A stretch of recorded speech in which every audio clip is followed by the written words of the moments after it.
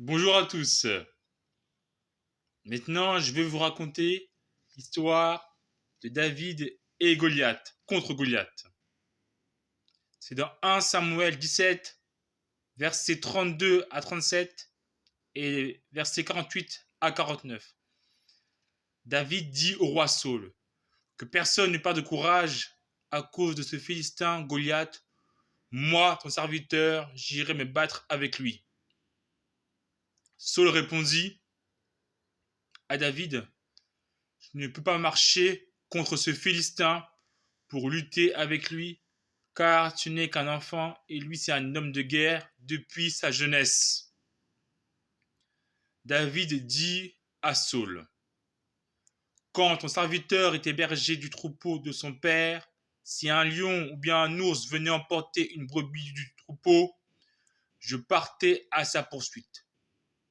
Je le frappais et la délivrais de sa gueule. S'il m'attaquait, je le saisissais par la crinière et je le frappais à mort. Ton serviteur a frappé et le lion et l'ours. Eh bien, ce Philistin incirconcis sera comme l'un d'eux, puisqu'il a défié les armées du Dieu vivant.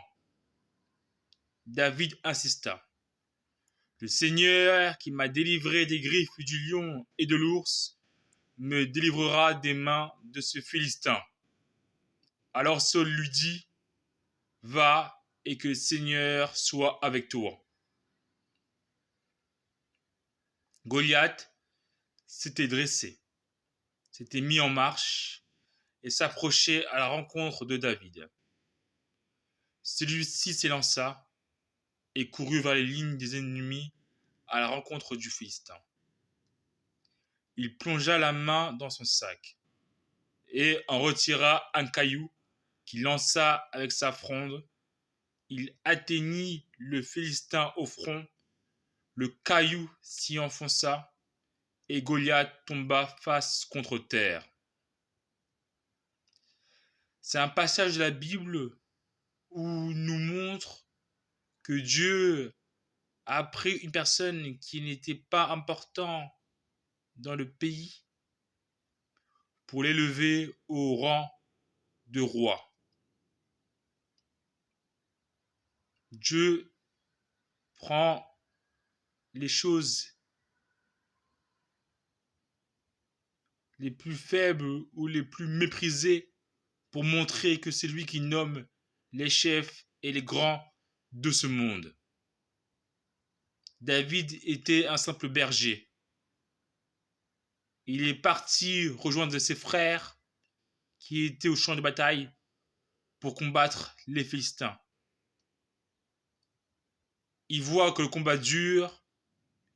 Il dit à ses frères: mais comment cela se fait que ce Philistin est là en train d'injurier la tribu d'Israël? Ses frères lui disent: arrête tes bêtises, tu n'es qu'un berger, qu'un petit. Et du coup, il demande au roi: c'est lui qui va réussir à battre ce Philistin, il aura quoi? Le roi lui dit: tu auras une place dans mon royaume et tu auras ma, ma fille, ma princesse. Mais pour David, pour lui, ce qui lui intéressait, c'était de remettre l'honneur de la tribu d'Israël. C'était ça son but. C'était pas la gloire, c'était de sauver son peuple. Et Dieu lui a aidé dans sa démarche. Voilà. Allez, au revoir.